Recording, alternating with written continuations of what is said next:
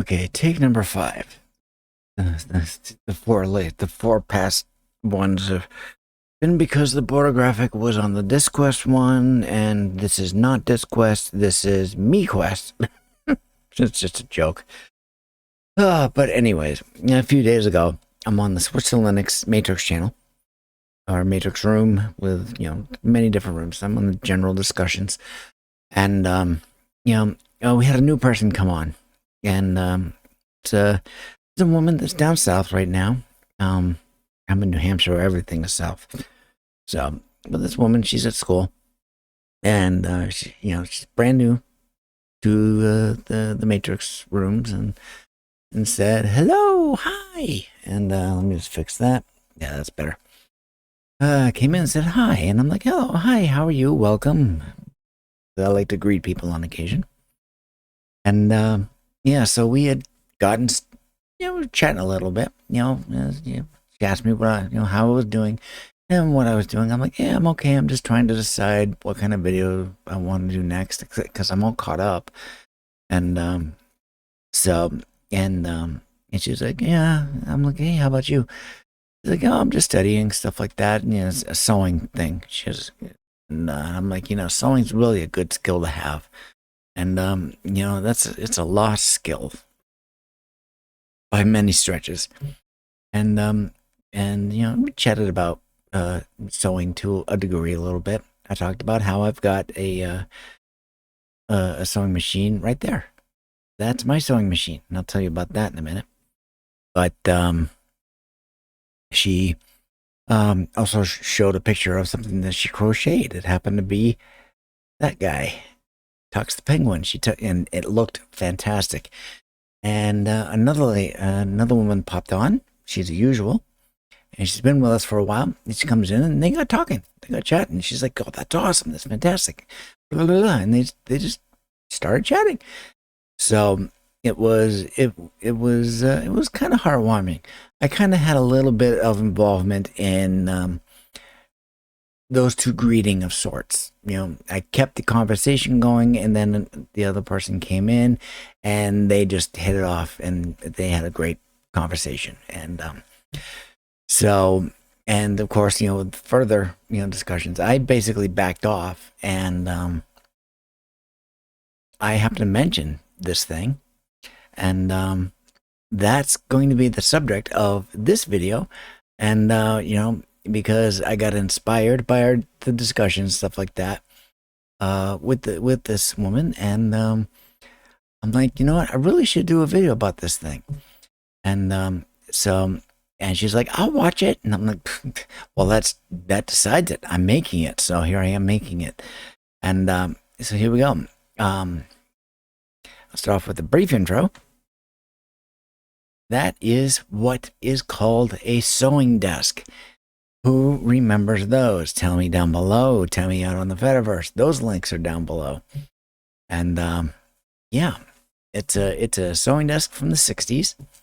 And it's got a very old, at this point, sewing machine in it. And so I want to introduce it to everybody. You've seen it somewhat once before in a previous episode of this series. I'm going to call it a series because it's more than one video now. And so why don't we get into it? So this is SewQuest.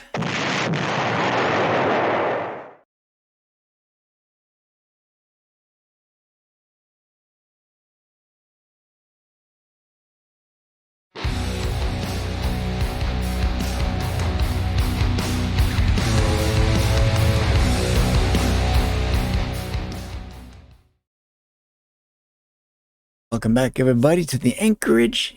It is I, Ivan, Shadow Strike. There we go. And we are going to be looking at this thing. Not from over here. You can kind of see it. It's just sitting there. However, the idea is... Got my phone right here.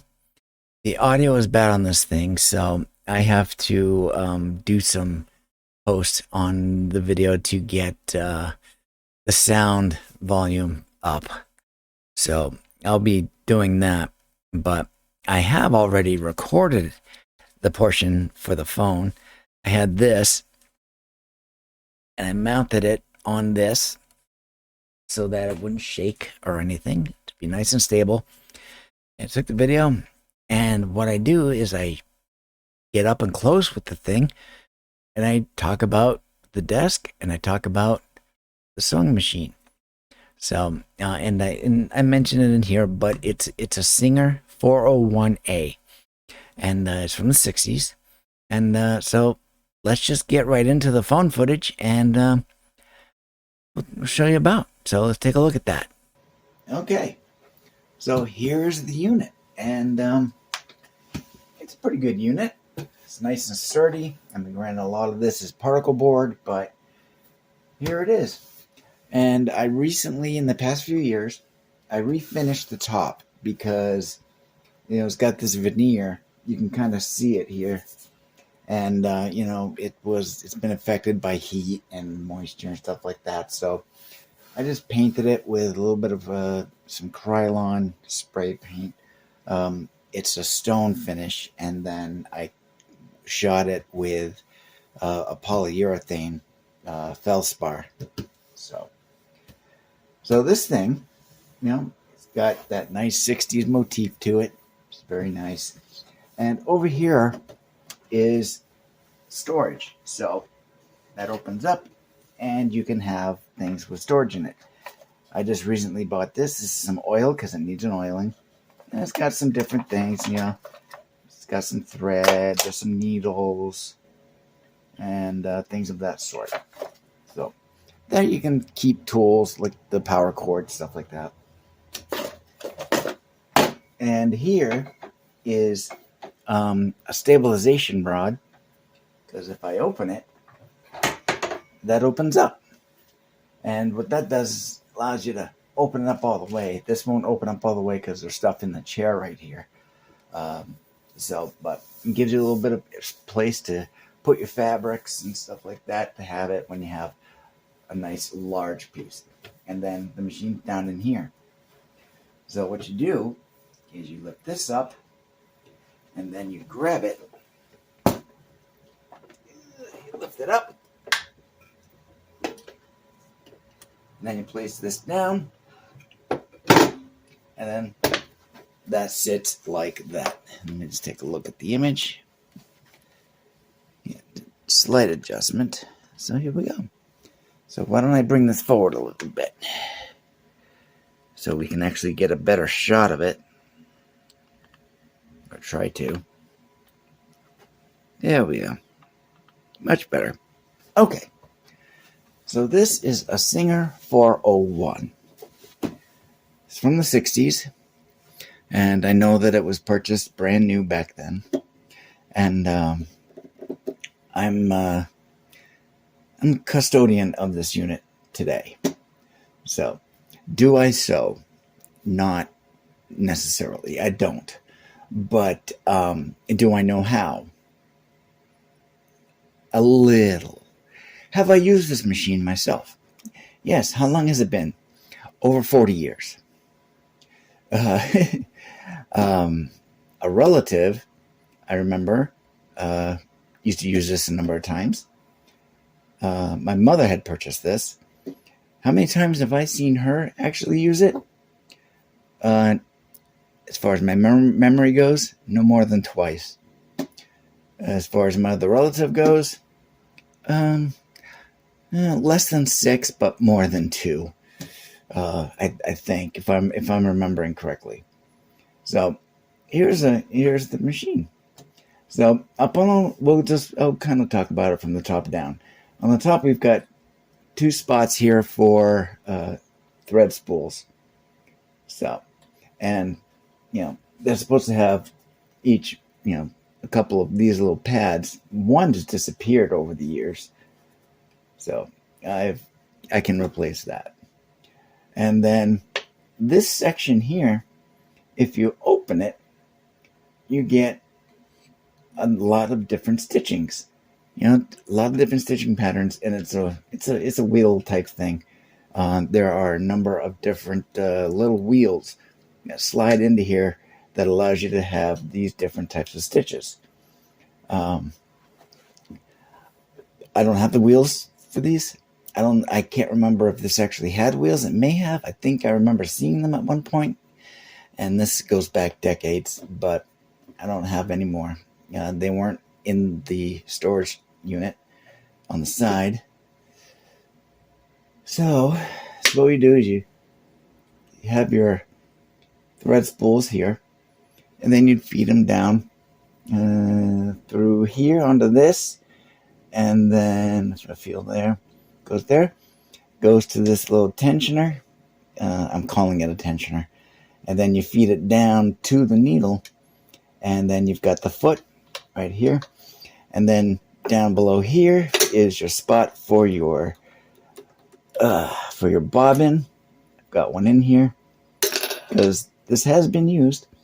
Got a bobbin here. And then over here, well, we'll talk about this. This is for different things regarding stitching of the needle. It controls the needle, different parts. You got a special section, then you've got this section. This controls.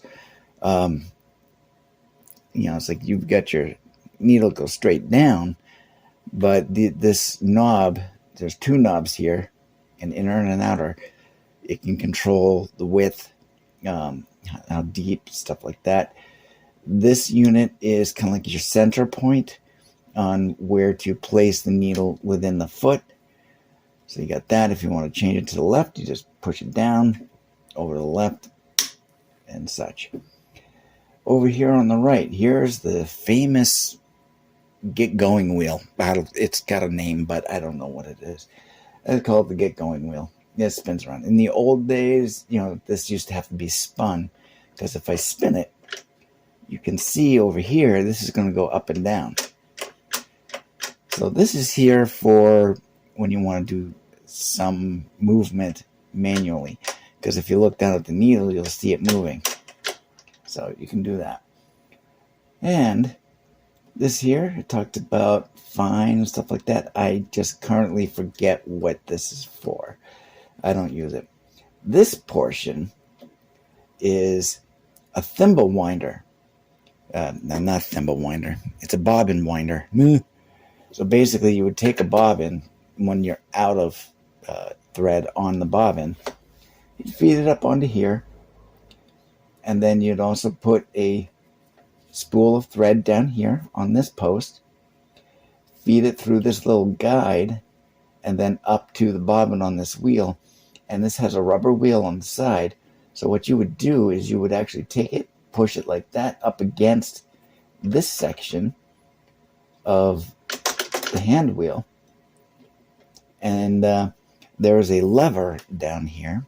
It's not a pedal, it's a lever. Most people with today's electric machines, there's a pedal that you would use to turn it on and off and control the speed. There's a potentiometer on it. This machine has a lever that you control with your knee. So it makes that easy. And it can be stowed away of sorts. I've got it stowed away right now. And so you fire that off, and this wheel would start winding it up. And when it got done, you pull it down, you slide it off, and stow it. And then down here, it says throat plate positions. Basically, if you want to unlock it or lift it, you can do that. And if you can see that, which you should be able to, this raises slightly. And then if you want to lock it down, you push to the right, and it gets down and locked. And there we go. So, and then to do maintenance on it, such as oiling, there are a number of different fill points where you would take your machine oil, you'd extend a little piece, and then you'd put it down inside of these little access points to oil it. The fortunate thing on this unit is that to do the stuff over here, you can open this up, and it actually gives you a diagram of everything inside and show you oiling points as well. So there we go. And you know, it's a the finish is a nice walnut finish. Granted, it's just an overlay of sorts. You know, it's just a veneer, but I'm keeping the original veneer, and I've only done any work or cosmetic updates to the very, very top, because that's where it mattered. Down here is perfectly fine, although there's a couple of cigarette burns here. My relative will know exactly what that's from. It's not from me, I'll tell you that. Excuse me. So, this is the Singer 401. Could use a cleaning. I might do that. Yeah. It's got a lot of nicotine staining on it, stuff like that. Yeah, it looks old. Yes. So, Singer 401A. There's the model badge right there. And it's by Singer because that's their badge. And, you know, the power plugs in right here. And, you know, it's a cord. I have that. It's actually underneath this unit. So, but yeah, here it is. And that's it. That's everything. So, hope you enjoyed it. You know, it's like, I'm not like a guru of the machine or anything, but I kind of know it to a degree. You know, it's like I said, it's been over 40 years since I've even turned the thing on. Well, I've turned it on a couple of times, but I haven't actually used it in that time. But yeah, so there we go. I hope you enjoyed it. So please comment, like, and subscribe. And there'll be more videos in the future. About what? I don't know. I'll figure it out. I'm all caught up, so I'm looking for ideas. One'll hit me or something like that. So thank you very much. We shall talk to you later. So, Skál and drink to victory.